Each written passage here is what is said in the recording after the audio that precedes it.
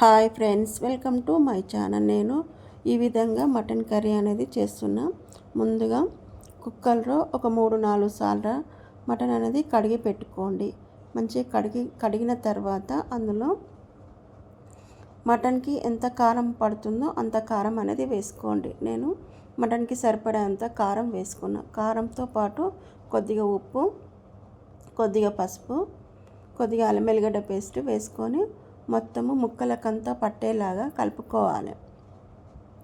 Mutton ముక్కలకు మొత్తము ఉప్పు, కారము, అల్లం వెల్లిగడ్డ, పసుపు అంతా కలిసేలాగా మొత్తం కలుపుకోవాలి.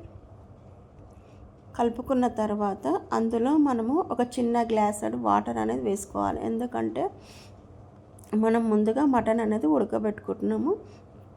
ఒక్కొక్కరు ఒక్కొక్క విధంగా వేస్తారు. నేను ఈ విధంగా అయితే చేస్తున్నా. ఇప్పుడు మటన్కి ఉప్పు, కారం అంతా కలుపుకున్న తర్వాత అందులో ఒక చిన్న గ్లాసుడు వాటర్ అనేది పోసుకొని మూత పెట్టుకొని ఒక 4-5 విజిల్ వచ్చేదాకా పెట్టుకోవాలి. పెట్టుకున్న తర్వాత అది పక్కన పెట్టేసుకొని ఒక గిన్నె తీసుకొని అందులో సరిపడంత నూనె వేసుకొని అందులో ముందుగా కట్ చేసి పెట్టుకున్న ఉల్లిగడ్డల్ని వేసుకోండి. ఉల్లిగడ్డలు చిన్న ముక్కలుగా కట్ చేసి వేసుకోండి. వేసుకున్న తర్వాత అవి కొద్దిగా వేగిపోయిన తర్వాత మనం గరం మసాలా అనేది వేసుకోండి. గరం మసాలా వేసిన తర్వాత కొద్దిగా పుదీనా, కొత్తిమీర, కరివేపాకు వేసుకోండి.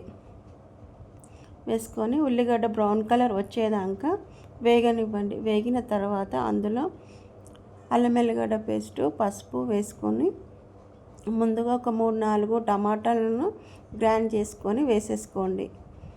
టమాటా ముక్కలు గ్రైండ్ చేసుకొని వేసుకున్న తర్వాత టమాటా గుజ్జు మొత్తము పచ్చివాసన పోయేదాకా వేయించుకోవాలి. మంచి వేగిపోయిన తర్వాత నూనె అనేది ముంగట పేరుకుంటుంది.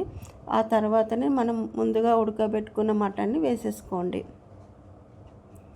వేసుకొని ఒకసారి కలుపుకోండి. కలుపుకున్న తర్వాత మూత పెట్టుకొని మరొక 2 నిమిషాలు మగ్గనివ్వండి.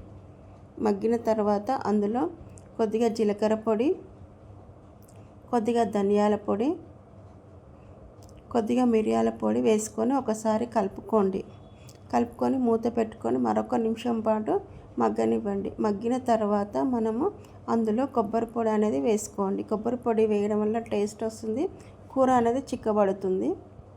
వేసుకొని ఒక 2 నిమిషాలు మగ్గిన తర్వాత కొత్తిమీర వేసుకొని దించేసుకోవడమే. మటన్ కర్రీ అనేది రెడీ అయిపోయింది ఫ్రెండ్స్. ఒకసారి ఇలా ట్రై చేసి చూడండి. ఎలా వచ్చిందో కామెంట్ రూపంలో తెలియజేయండి. Thank you friends.